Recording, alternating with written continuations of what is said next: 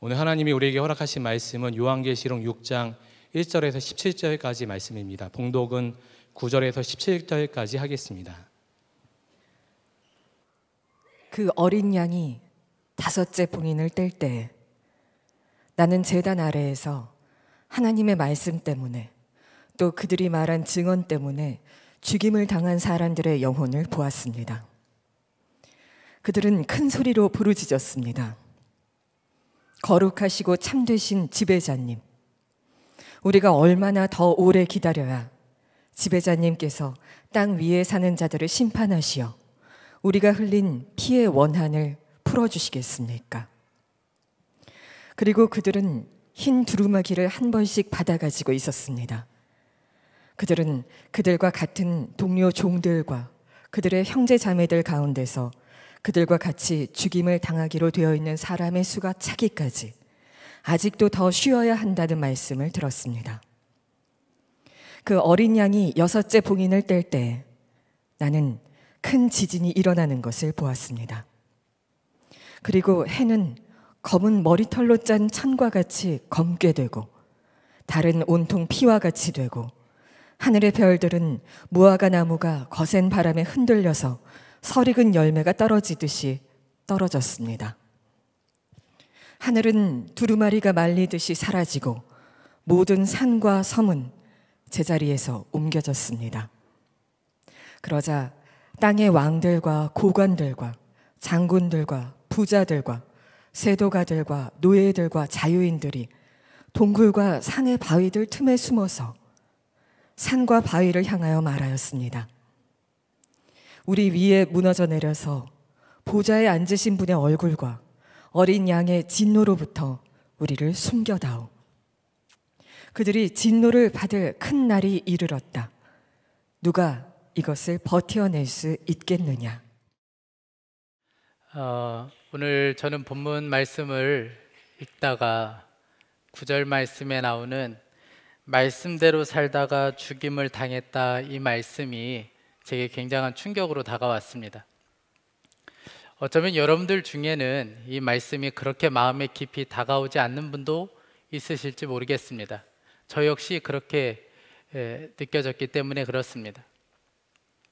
그런데 말씀을 준비하고 또 말씀을 준비하고 기도하면 하나님께서 저에게 분명하게 한 말씀을 주신 것이 있는데, 그것은 성도는 초대교회나 지금이나 말씀대로 살다가 죽임을 당하리라는 순교의 신앙으로 반드시 살아야 한다라고 말씀하셨습니다. 여러분, 이 마음이 분명해야 합니다. 이 마음 하나 분명하면 우리가 이 땅에서 정말 이기는 자로 살 수 있기 때문에 그렇습니다. 한 번은 담임 목사님께서 칼럼에 그런 글을 쓰셨어요. 한 성도가 굉장히 궁금한 것이 한 가지 있었는데, 교회마다 왜 정말 훌륭한 설교자를 세우시지 않는 것일까, 이게 늘 궁금하셨다는 거예요. 그러다가 하나 분명하게 깨달은 것이 있는데, 아무리 훌륭한 설교자가 있어도 하나님의 말씀대로 살아야지 하는 사람에게는 아무런 소용이 없는 것이고, 정말 하나님의 말씀이면 그대로 살아야지, 이 마음 하나 분명하면 성경 하나만이라도 충분하기 때문에 그렇다는 것을 깨닫게 되었다라는 것입니다. 여러분에게는 이 마음이 분명합니까? 하나님의 말씀이면 그대로 살아야지, 하나님의 말씀이면 그 길을 따라가야지. 여러분, 이 마음 여러분 안에 분명하십니까? 저는 지난달에 장로님들과 함께 국내 순교지를 2박 3일 동안 다녀온 적이 있습니다. 순교지를 방문할 때마다 굉장한 은혜를 많이 받았어요. 그런데 한편으로는 마음 한편으로는 답답한 마음도 있었습니다. 왜냐하면 나는 그렇게 할 수 있을까? 나는 저 길을 갈 수 있을까라는 의문 때문에 그렇습니다. 신안 일대에 놀라운 복음의 역사를 일으킨 문준경 전도사님, 아마 한 번 정도는 다 들어보셨을 겁니다. 이 문준경 전도사님은 복음을 전할 때마다 머리채를 잡혀서 끌려다니기도 하고 사람들이 와서 똥물을 퍼붓기도 했다 그래요. 죽을 고생을 여러 번 해야만 했습니다. 그리고 6.25 전쟁 때에는 창에 찔리고 총에 맞아 순교하셨습니다. 그 다음 간 야월교회라는 곳은 성도들 65명이 순교를 했어요. 그리고 그 다음 교회 간 염산교회라는 곳은 성도들 77명이 순교를 했습니다. 저는 곳곳을 다니면서 굉장히 부끄러운 마음이 들었어요. 저는 자존심 하나 상해도 벌벌 떨고 손해 하나 볼까 봐 전전긍긍하는 것이 제 모습인데 저분들은 어떻게 저 길을 갈 수 있었던 것일까? 이런 마음이 제 마음 안에 내내 들었기 때문에 그렇습니다. 그러다가 한 가지 깨달은 것이 있어요. 그들이 그 길을 갈 수 있었던 이유는 그들 마음 안에 있는 그 말씀 때문에 그렇다는 것을 깨닫게 되었습니다. 순교하셨던 모든 분들은 모두 다 순교의 자리에서 하나님의 나라를 사모하는 분들이셨어요. 그런데 그분들 중에 그 누구도 하나님의 나라를 가본 사람은 한 사람도 없었습니다. 천국이 있고 하나님 나라가 있다는 말씀을 믿은 것이었죠. 그분들은 고난을 당하시면서도 그것을 이상하게 여기지 않았어요. 왜냐하면 성도는 고난 받는다는 말씀을 믿었기 때문에 그렇습니다. 말씀이 믿어지니, 말씀이 붙잡혀지니 그 길을 갈 수 있었던 것이죠. 여러분, 물론 이 시대에 우리가 살면서 말씀대로 산다는 것은 만만치 않은 일입니다. 여러분들이 있는 그곳에서 우리가 하나님의 말씀대로 산다는 것은 정말 만만치 않은 일입니다. 요한계시록이 쓰여질 당시에는 더더욱 그랬어요. 당시에는 말씀대로 산다는 것은 상상할 수 없는 일이었습니다. 우리가 잘 알고 있는 것처럼 로마 제국은 엄청난 세력이었습니다. 상상할 수 없이 거대한 세력이었어요. 그에 비해서 교회는 작고 초라하고 보잘것 없었습니다. 게다가 유대교, 미신들, 엄청난 세력들, 우상들, 탐욕적인 사회 풍조, 이런 것들로 인하여 교회는 심각한 위기를 맞고 있었습니다. 게다가 말씀대로 살고 말씀대로 고백하면 죽음을 각오해야 되는 그때였습니다. 그때 말씀대로 산다는 것은 어려운 일이었죠. 그런데 그 가운데서 정말 말씀을 붙잡고 살았던 성도들이 있었습니다. 오늘 9절 말씀에 나는 제단 아래에서 하나님의 말씀 때문에 또 그들이 말한 증언 때문에 죽임을 당한 사람들의 영혼을 보았습니다. 주님은 요한에게 하나의 장면을 보여주셨어요. 다 말씀대로 사는 것이 어렵다고 말하는 그때에, 말씀대로 살면 죽임을 당하는 그때에 예수님께서는 요한에게 한 장면을 보여주셨는데 죽는 그 순간까지 말씀 붙잡고 살았던 성도들을 보여주셨습니다. 사랑하는 성도 여러분, 오늘 우리에게도 그 눈이 열릴 수 있기를 간절히 축복합니다. 우리는 정말 보아야 될 것이 있습니다. 말씀대로 살다가 죽임을 당한 그 영혼들. 우리가 오늘 읽은 이 요한계시록 6장 말씀은 종말이 되면 어떤 고난이 있게 될지, 어떤 심판이 일어나게 될 것을 아주 상세하게 기록해주고 있습니다. 오늘 본문 말씀을 읽다 보면 이 패턴이 반복되는 것을 볼 수가 있어요. 어린 양 예수님께서 봉인된 이 두루마리의 인을 떼는 순간에 어떤 말탄자가 나타나게 되고 그리고 어떤 일이 벌어지게 됩니다. 첫 번째 인을 떼는 순간에 흰 말이 나타나게 돼요. 여기서 말하는 흰 말은 그리스도를 상징하는 것이 아니고 적그리스도를 말하는 것입니다. 교묘하게 교회를 무너뜨리고 성도들을 미혹해 하려는 적그리스도를 말하는 거예요.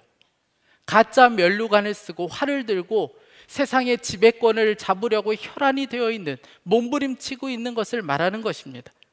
자, 두 번째 인을 떼는 순간에 불빛과도 같은 붉은 말이 나타나게 돼요. 이 붉은 말은, 붉은 말탄자는 세상의 민족들 사이에 다툼과 분란을 일으키고 그리고 그 땅에서 화평을 제하고 서로 죽이고 죽게 만드는 일을 벌이게 됩니다. 여러분, 그러니 마지막 때가 될수록 세상이든 교회든 분란하고 싸우고 다투고 이런 일들은 엄청난 공격이라는 것을 기억해야 합니다. 세 번째 인을 떼는 순간에 기근과 빈곤을 상징하는 검은 말이 나타나게 되고, 네 번째 인을 뗄 때에는 질병으로 인한 죽음을 상징하는 청황색 말이 나타나게 됩니다. 여러분, 지금 우리가 살펴본 이 말씀들은 이미 예수님께서 경고하셨던, 예고하셨던 말씀이셨어요. 마태복음 24장 말씀을 보면 제자들이 예수님께 마지막 때에 나타날 징조가 무엇인지를 예수님께 질문하게 됩니다. 그때 예수님께서 대답하세요. 마태복음 24장 4절 말씀부터 보면 예수님께서 그들에게 말씀하셨다. 누구에게도 속지 않도록 조심하여라. 많은 사람이 내 이름으로 와서 말하기를 내가 그리스도이다 하면서 많은 사람을 속일 것이다. 또 너희는 여기저기서 전쟁이 일어난 소식과 전쟁이 일어나리라는 소문을 들을 것이다. 그러나 너희는 당황하지 않도록 주의하여라. 이런 일이 반드시 일어나야 한다. 그러나 아직 끝은 아니다. 민족이 민족을 거슬러 일어나고 나라가 나라를 거슬러 일어날 것이며 여기저기서 기근과 지진이 있을 것이다. 그러나 이런 모든 일은 진통의 시작이다. 여러분, 그 모든 일들은 예수님께서 이미 예고하셨던 일들이었습니다. 그 예수님께서 예고하셨던 일들이 지금 세계 도처에서 그대로 일어나고들 있습니다. 우리 안에 이런 일이 일어난다는 것은 정말 두려운 일이죠. 그러나 믿는 성도들에게 있어서는 두려움과 공포가 절대 아닙니다. 왜냐하면 이 모든 심판의 주관자는 우리가 믿는 예수 그리스도이시기 때문에 그렇습니다. 오늘 1절 말씀에 보면 이렇게 말씀해 주고 있어요. 나는 그 어린 양이 그 7 봉인 가운데 하나를 떼는 것을 보았습니다. 어린 양 예수 그리스도께서 인을 떼면서부터 심판이 시작되었다라는 것입니다. 그러니까 그 심판의 주관자는 말탄 자가 주관자가 아니고 예수 그리스도 어린 양 예수님께서 주관자라는 거예요. 그러니 그 예수님을 믿는 우리는 두려워할 필요가 없는 것이죠. 공포에 떨 이유가 없는 것입니다. 여러분, 우리 안에 이런 일이 일어난다고 해서, 기근과 핍박과 재난과 자연재해가 일어난다고 해서 우리가 절대 두려워할 필요는 없지만, 한 가지, 우리가 무엇을 붙잡고 살아야 하는지는 분명해야 합니다. 내가 지금 붙잡고 있는 것이 마지막 때에 심판과 고난의 순간에 이길 수 있게 하는 것인지를 분별해 볼 필요가 있습니다. 그렇지 않으면 두려운 일이 닥칠 수 있기 때문에 그렇습니다. 오늘 본문 12절부터 14절까지의 말씀을 보면 최후 심판에 관한 말씀이 나옵니다. 12절 말씀에 나는 큰 지진이 일어나는 것을 보았습니다. 그리고 해는 검은 머리털로 짠 천과 같이 검게 되고 달은 온통 피와 같이 되고 하늘의 별들은 떨어졌습니다. 모든 산과 섬은 제자리에서 옮겨졌습니다. 여러분, 12절에 나오는 큰 지진이나 14절에 나오는 산과 섬이 제자리로 옮겨졌다, 이 모든 표현들은 최후 심판을 말하는 것입니다. 여러분, 하나님께서 손으로 뒤 흔들어 놓으시면 견딜 수 있는 사람은 아무도 없습니다. 사람의 어떤 수단이나 방법으로 그 심판을 막아낼 사람은 아무도 없습니다. 그런데 여러분, 하나님께서 심판하실 때에 사람들의 반응을 한번 보세요. 오늘 15절부터 말씀입니다. 그러자 땅의 왕들과 고관들과 장군들과 부자들과 세도가들과 노예들과 자유인들이 동굴과 산의 바위 틈에 숨어서 산과 바위를 향하여 말하였습니다. 우리 위에 무너져 내려서 보좌에 앉으신 분의 얼굴과 어린 양의 진노로부터 우리를 숨겨다오. 여러분, 왕, 고관, 부자, 세도가, 이 모든 사람들은 부와 권세, 자신들을 다 신으로 삼았던 사람들이었습니다. 하나님이 역사의 주권자라는 것을 인정하지 않았던 사람들이었어요. 어린 양 예수 그리스도를 의지하지 않았던 사람들이었습니다. 그들은 어린 양의 진노를 절대 피할 수 없었어요. 그래서 어떻게 했습니까? 오늘 말씀해 보면 산이고 동굴이고 바위 틈으로 숨어버렸다고 말씀해 주고 있어요. 그래서 17절 말씀에 그들은 이렇게 절규하고 있습니다. 누가 이것을 버텨낼 수 있겠느냐? 사랑하는 성도 여러분, 왕, 고관, 부자, 군인, 이 말씀을 읽을 때 무엇이 생각나셨습니까? 여러분, 혹시 이것이 우리가 꿈꾸는 삶은 아닙니까? 여러분, 우리가 세상 가운데 그렇게 열심히 사는 이유가 어디에 있습니까? 지금보다 더 많은 것을 가지고 싶기 때문에 그런 것이죠. 지금보다 더 큰 힘을 가지고 싶기 때문에 그런 것이 아닙니까? 지금보다 더 높은 자리에 앉고 싶기 때문에 그런 것이 아닙니까? 왕이 되고 싶고 고관이 되고 싶고 부자가 되고 싶기 때문에 그런 것이 아닙니까? 그런데 하나님의 심판 앞에서는 그러한 것들이 아무런 힘이 되지 않는다는 것을 우리는 알아야 합니다. 물론 이 말씀이 허무주의로 살아야 된다, 세상 가운데 열심히 사는 것이 아무 소용없다, 이 말씀을 드리는 것이 아니에요. 진짜 중요한 것을 놓치고 그것들 붙잡고 살면 두려운 일이 닥칠 수 있다는 것, 큰 일이 난다라는 것입니다.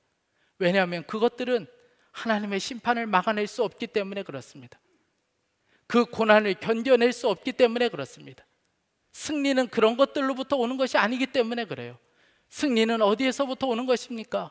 하나님의 말씀을 붙잡는 것에 있습니다. 여러분, 고난과 이 심판이 닥칠 때에 다 두려워 떠는 것이 아니었어요. 당당하게 서 있는 사람들이 있었습니다. 바로 하나님의 말씀을 붙잡고 살았던 성도들이었어요. 오늘 우리가 읽었던 9절 말씀을 여러분 다시 한번 보세요. 우리 이 시간에 함께 9절 말씀을 좀 읽어봤으면 좋겠습니다. 같이 읽겠습니다. 나는 제단 아래에서 하나님의 말씀 때문에 또 그들이 말한 증언 때문에 죽임을 당한 사람들의 영혼을 보았습니다. 다섯째 인을 떼는 순간에 놀라운 장면이 하나 펼쳐져요. 하나님의 말씀과 그들의 증언 때문에 죽임을 당한 성도들의 모습이 보여지게 됩니다. 여러분, 오늘 말씀에 제단 아래에서 죽었다는 이 말씀은 당시의 상황을 말해주는 거예요. 당시 로마 지하에 있었던 그리스도인들은 단순히 그리스도인이라는 이유 하나만으로 짐승의 가죽이 씌워져서 원형 경기장에 들여보내고 그들은 사나운 맹수들에 의해서 완전히 찢김을 받았어요. 도보로 켬을 당했고 목베임을 당해야 했습니다. 그 시대에 이것이 그리스도인들의 상황이었어요. 여러분, 주님 다시 오실 때까지 세상 전역에 수많은 사람들이 말할 수 없는 고난을 겪게 되겠지만 그 가운데 당당하게 서 있는 사람들이 있어요. 하나님의 말씀과 그들이 가진 증거 때문에 죽임을 당해야 했던 성도들이었습니다. 이 땅에서 당당하게 서 있는 것처럼 보였던 왕, 고관, 부자, 이 모든 사람들은 다 하나님의 심판 앞에 제대로 서 있을 수조차 없었지만 그들은 하나님의 심판 앞에 모조리 다 사라지게 되겠지만 이 땅에서 불쌍하게 죽은 것 같았던, 어떻게 저렇게 살 수가 있어? 저 사람은 왜 이렇게 저렇게 살아야 돼? 라고 불쌍하게 죽을 수밖에 없었던 그 성도들은 하나님 나라에 다 살아있다라는 것입니다. 당당하게 그 가운데 서 있다라는 것입니다. 그러니 성도 여러분, 우리가 어떻게 살아야 되겠습니까? 하나님의 말씀 붙잡고 죽음의 순간까지 갔던 그 성도들처럼 살아야 되지 않겠습니까? 이 땅에 살면서 말씀 붙잡고 살다가 내가 순교하리라, 죽임을 당하리라, 여러분, 순교의 신앙으로 우리가 살아야 되지 않겠습니까? 여러분, 우리가 정말 두려워야 될 것은 고난이 아니에요. 우리가 두려워야 될 것은 고난이 아닙니다. 우리가 진짜 두려워야 될 것은 힘들고 어렵다고 해서 말씀 놓치고 살아가는 것을 두려워해야 합니다. 우리가 진짜 두려워야 될 것은 하나님의 말씀대로 사는 것은 어려워, 어떻게 다 그렇게 살 수 있어? 하나님의 말씀대로 살리라는 마음이 약해지는 것을 두려워해야 합니다. 제가 몇 주 전에 주일 사역을 마치고 집에 돌아갔는데 아이가 그날 아파서 주일 예배를 드리지 못했어요. 그래서 아이에게 한번 떠보느라고, 지율아, 오늘 예배 드리지 않으니까 어떻든? 물었더니 아이가 이렇게 대답했습니다. 아무렇지 않았어. 제가 당황했지만 당황하지 않은 듯 가만히 쳐다보고 있었는데 그 아이가 다시 이렇게 이야기했습니다. 아파서 못 간 건데 하나님도 이해해 주실 거야. 그래서 저도 그렇긴 하지 라는 마음이 들어서 그냥 더 이상 이야기하지 않고 샤워를 하려고 들어갔어요. 근데 샤워하는데 하나님께서 제 마음 중심 안에 분명하게 말씀해 주셨어요. 그럴 수도 있지. 이렇게 사는 거 정말 조심해야 된다. 너 이렇게 사는 거 조심해야 돼. 그런데 뒤돌아보니까 제가 말씀을 모르는 것이 아닌데 마치 말씀을 모르는 사람처럼 살 때가 너무나도 많이 있다는 것을 알게 되었어요. 그래서 부끄러운 마음에 얼른 마무리하고 다시 나와서 아이에게 다시 이야기했어요. 왜 하나님 앞에 예배를 드려야 하는지, 하나님은 예배에 대해서 어떻게 말씀하였는지를 아주 짧지만 강하게 이야기를 해주었습니다. 그리고 잠자리에 누웠을 때 아이의 손을 잡고 함께 기도했어요. 사랑하는 주님, 우리 안에 그럴 수도 있지 이런 마음 가지지 않게 해주십시오. 저와 제 딸이 세상을 살면서 말씀을 적당히 지키는 자가 되지 않게 해주세요. 사랑하는 성도 여러분, 물론 삶의 모든 영역에서 말씀대로 산다는 것은 쉽지 않은 일입니다. 억울함이 분명하게 있습니다.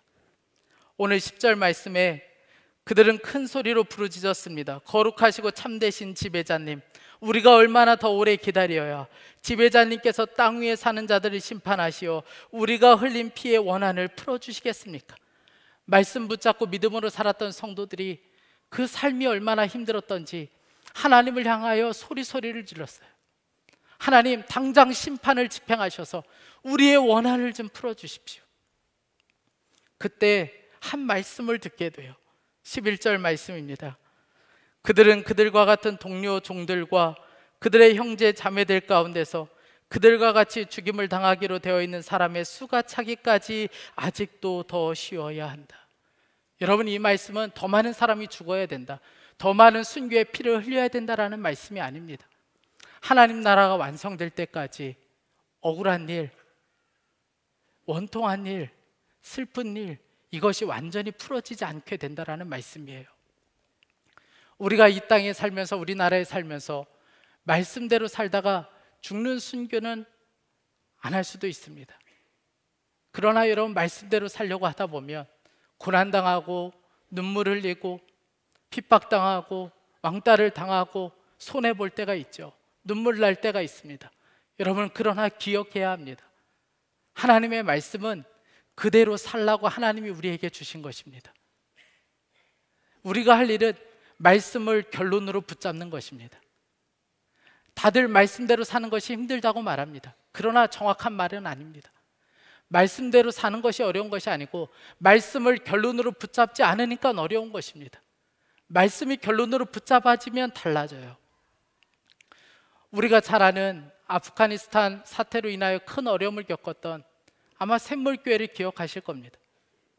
아프가니스탄 사태 이후에 이 샘물교회가 그럼에도 불구하고 그 나라를 우리가 선교하겠다라고 했을 때 이 나라 모든 사람들이 벌떼같이 일어나 엄청난 말들을 쏟아놓았어요.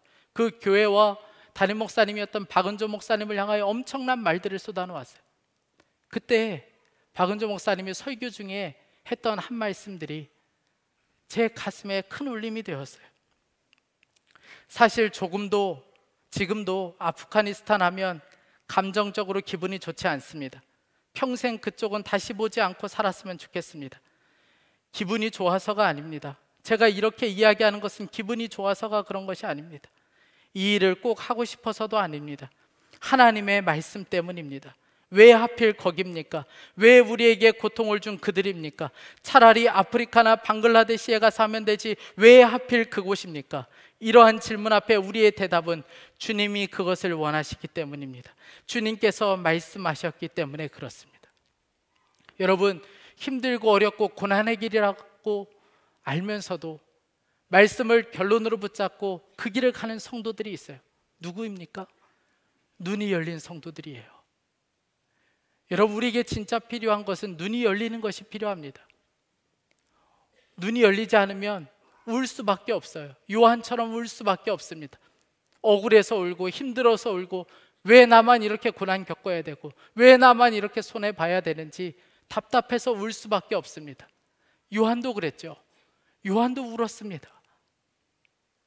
요한도 그 거대한 세력 로마 앞에서 힘없이 초라해 보이는 교회의 현실 때문에 울었어요.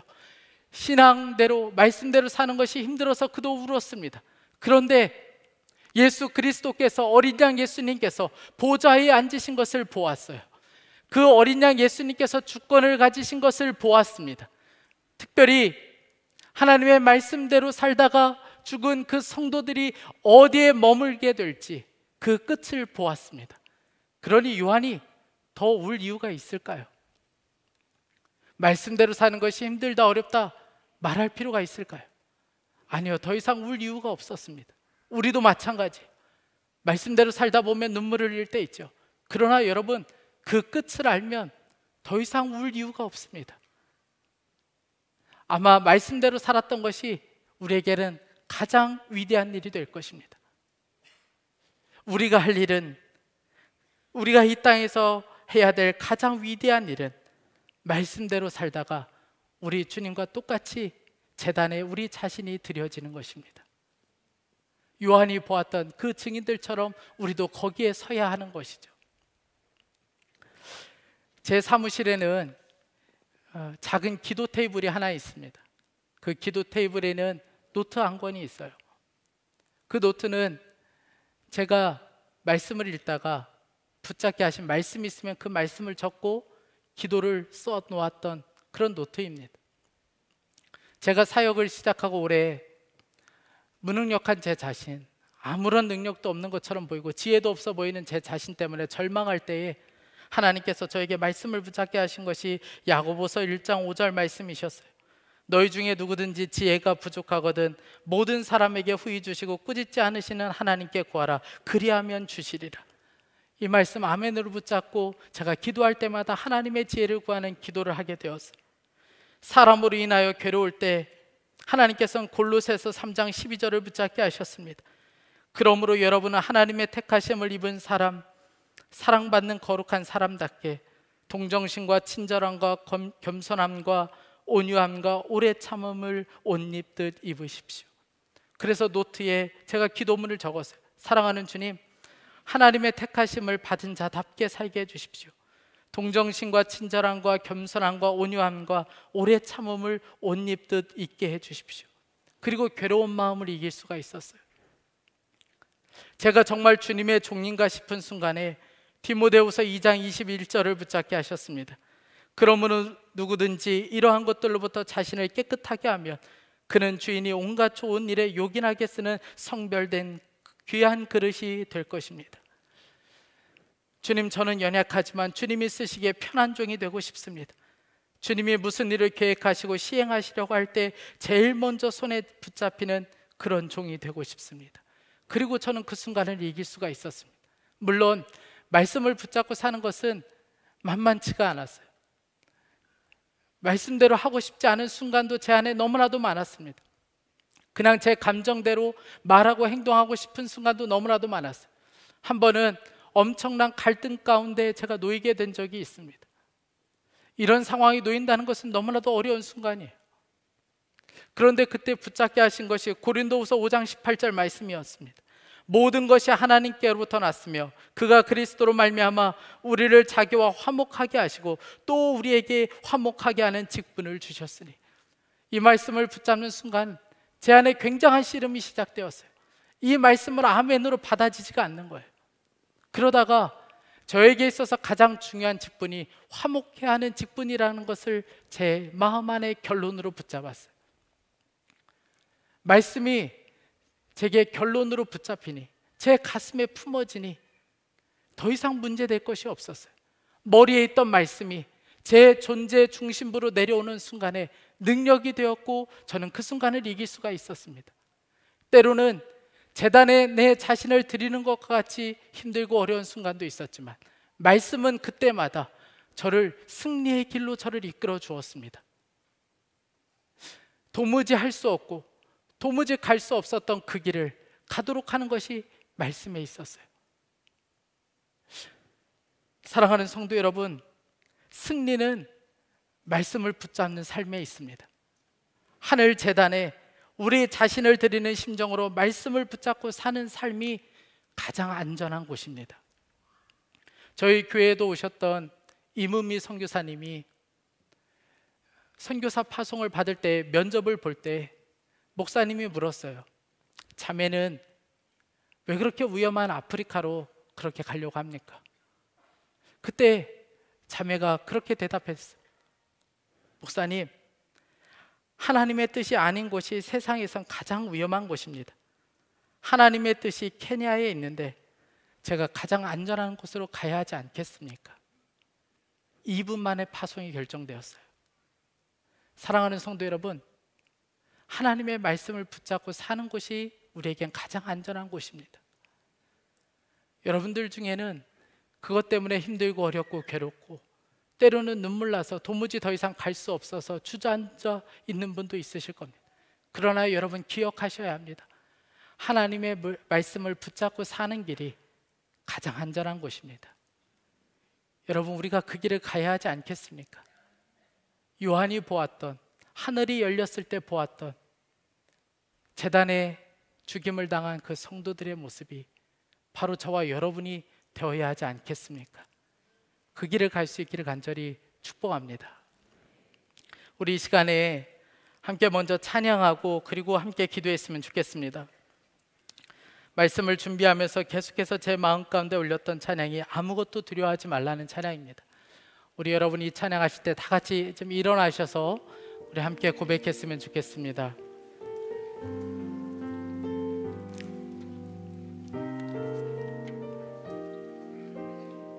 아무것도 두려워하지 말라. 아무것도 두려워 말라. 주 나의 하나님이 지켜주시네. 놀라지 마라, 겁내지 마라. 주님 나를 지켜주시네. 아무것도 두려워 말라. 아무것도 두려워 말라. 주 나의 하나님이 지켜주시네. 놀라지 마라, 겁내지 마라. 주님 나를 지켜주시네. 주님 나를 지켜주시네. 내 맘이 힘에 겨워 지칠지라도 주님 나를 지켜주시네. 세상에 험한 풍파 몰아칠 때도 주님 나를 지켜주시네.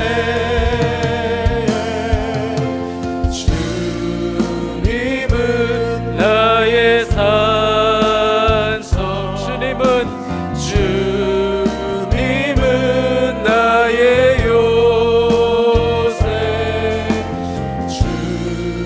주님은 나의 소망. 나의 힘이 되신 여호와. 주님은 나의 산성. 주님은 나의 산성. 주님은 나의 요새. 주님은 나의 소망. 나의 힘이 되신 여호와.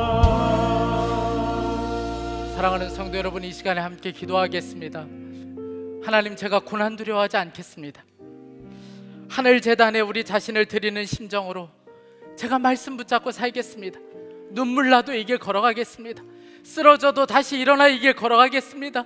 말씀 붙잡고 주님 앞에 서겠습니다. 우리 이 시간에 주여 한번 부르짖고 기도하겠습니다. 주여. 하나님, 주님 그렇습니다. 하나님 아버지, 주님 우리가 이 길을 걸어가게 하여 주십시오. 우리가 더 이상 고난을 두려워하지 않게 하여 주시기 원합니다. 하나님 아버지, 세상에 손해보고 하나님 고난당하는 거 우리가 더 이상 두려워하지 않게 하여 주옵소서. 예 주님, 우리가 두려움 없이 말씀을 붙잡고 서게 하여 주시기 원합니다. 하나님 아버지, 주님 말씀하실 때 하나님 그 말씀이 우리가 아멘으로 붙잡히게 하여 주시고 하나님 아버지 그 길을 걸어갈 수 있도록 인도하여 주옵소서. 하나님 아버지, 그 어떤 것도 우리가 두려워하지 않겠습니다. 더 이상 그것을 염려하지 않겠습니다. 하나님 아버지, 주여 우리를 붙잡아 주십시오. 하나님 아버지, 말씀을 붙잡고 살다가 쓰러져 있는 성도들을 다시 일으켜 주옵소서. 억울한 거 하나님 아버지, 주님 눌려있는 마음들을 풀어주시옵소서. 하나님, 주님께서 오늘 치유하시고 저들을 회복시켜 주시기 원합니다. 사랑하는 주님, 고난받고 억울한 일을 당하는 것을 두려워하지 않게 하여 주옵소서. 오히려 말씀 붙잡지 살지 못하고 적당하게 신앙생활하는 우리의 삶의 태도를 두려워하게 하여 주옵소서. 주님, 불쌍히 여겨 주님. 사랑하는 주님, 고난받고 억울한 일을 당하는 것을 저희가 두려워하지 않게 하여 주시기 원합니다. 오히려 말씀 붙잡고 살지 못하고 적당하게 신앙생활하려고 하는 우리의 삶의 태도를 우리가 두려워하게 하여 주옵소서. 주님, 종에게 너무나도 강하게 말씀하셨던 대로 초대교회 성도들과 같이 말씀대로 살다가 죽임을 당하리라는 순교의 신앙으로 우리가 살게 하여 주옵소서. 하나님의 말씀에 순종하여 제단에 자신의 생명을 드린 주님과 같이 제단에 우리 자신을 드리는 심정으로 말씀을 붙잡고 살게 하여 주옵소서. 주님, 우리의 눈을 열어 주님 보여주시기 원합니다. 말씀을 붙잡고 사는 성도가 얼마나 놀라운 삶을 살게 되는지, 그 끝이 어떠한지 주님 우리에게도 보여주옵소서. 말씀이 결론되어져 우리 가슴에 품어지는 삶을 살게 하여 주옵소서. 말씀이 우리의 머리에 머무르지 아니하고 내 존재 중심부에 내려와 결론되어지고 그것이 승리가 되는 삶을 살게 하여 주옵소서. 하나님, 말씀대로 살기 어렵다고 말하는 이때에 우리가 요한이 보았던 그 증인들 중에 한 사람이 되게 하여 주옵소서. 하나님, 저 북한 지하교회 성도들을 지켜주시기 원합니다. 우리가 사는 곳은 다를지 몰라도 말씀대로 살다가 함께 주님 앞에 서게 하여 주옵소서. 특별히 강추위 속에 억류되어 있는 김국기 목사님, 김정욱 선교사님, 최춘길 선교사님, 김상덕, 김학성 교수님, 김동철 씨에게 견딜 수 있는 힘을 주시고 중국에 온 성도 목사님의 조기 석방될 수 있도록 주여 은혜를 베풀어 주옵소서. 하나님, 오늘도 전심으로 예배하고 하나님께 마음을 다하여 예물을 담아 봉헌하는 성도들이 있습니다. 재정적인 삶에서 하나님을 기쁘시게 하는 삶을 살게 하여 주옵소서. 나눠주고 베푸는 삶을 살게 하여 주옵소서. 드릴 것이 없어서 마음만 드린 성도들을 오늘 주님 위로하여 주옵소서. 하나님, 말씀대로 살다가 낙심되어 있는 자들을 오늘 주님 치유하여 주옵소서. 주님 회복시켜 주옵소서. 이제는 우리 주 예수 그리스도의 은혜와 하나님의 그 크신 사랑하심과 성령님의 내주하시고 교통하신 은혜가 오늘 예배하고 돌아가는 모든 성도들 가운데 함께하여 주시길 간절히 축원하옵나이다.